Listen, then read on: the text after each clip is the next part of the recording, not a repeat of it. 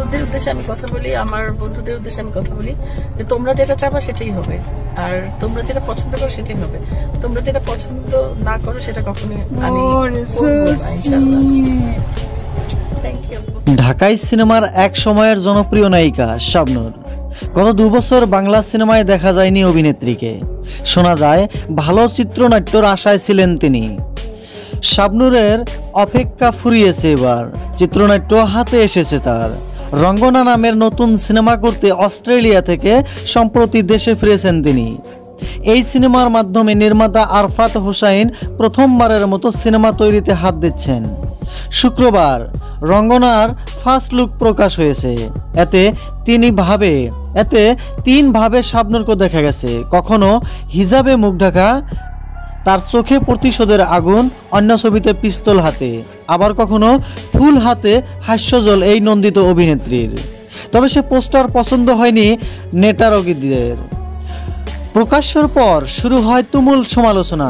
বিষয়টি নিয়ে এতদিন চুপ থাকলেও এবার মুখ খুললেন শাবনূর নিজেই। তিনি বলেন, যে পোস্টার প্রকাশিত হয়েছে এটা একটি ডামি মাত্র। সিনেমাটির কাজ শুরু করি, নতুন পোস্টার আসুক, সিনেমা মুক্তি পাক, তাহলে দেখবেন আমার মতো দর্শকও এই গল্প পছন্দ করেছে। তিনি আরও বলেন, আমি আবারও বলছি, আমাকে যারা ভালোবাসেন তারা আমাকে ভালো কাজে দেখতে চান। আমি ভালো কাজ দিয়ে ফেরার জন্য দীর্ঘদিন অপেক্ষা করছিলাম। যে সিনেমা দিয়ে ফিরছি সে কাজটি মুক্তির পরই সবার ভুল ভাঙবে। পরিচালক তরুণ হলেও কাজটি তার নতুন নয়, দারুণ একটি সিনেমাই তিনি উপহার দেবেন। অনেক আগেই সিনেমাটির সঙ্গে যুক্ত হয়েছেন শাবনূর। এখন নিচ্ছেন শুটিংয়ের নামের প্রস্তুতি।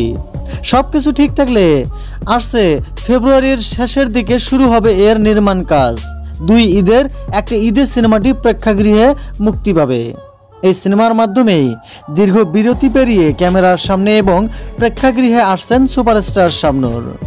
সিনেমাটিতে শাবনূর নায়ক কে হচ্ছেন তা নিয়ে নায়িকা বা পরিচালকের কেউই কিছু বলেননি। তবে শীঘ্রই ঘোষণা করা হবে বলে জানিয়েছেন নির্মাতা আরাফাত। নারীকেন্দ্রিক গল্পের সিনেমাটি নির্মিত হবে। রঙ্গনা সিনেমায় গান থাকবে মাত্র 3টি।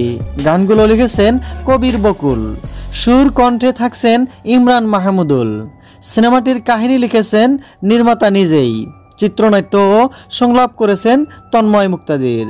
সুপ্রিয় দর্শক, রঙ্গনা সিনেমাটি আপনার কাছে কেমন লাগবে? রঙ্গনা সিনেমার পোস্টারটি কেমন হয়ে গেছে? ফার্স্ট লুকটি কেমন হয়েছে তা কিন্তু নিশ্চয় জানাতে পারেন কমেন্ট করে।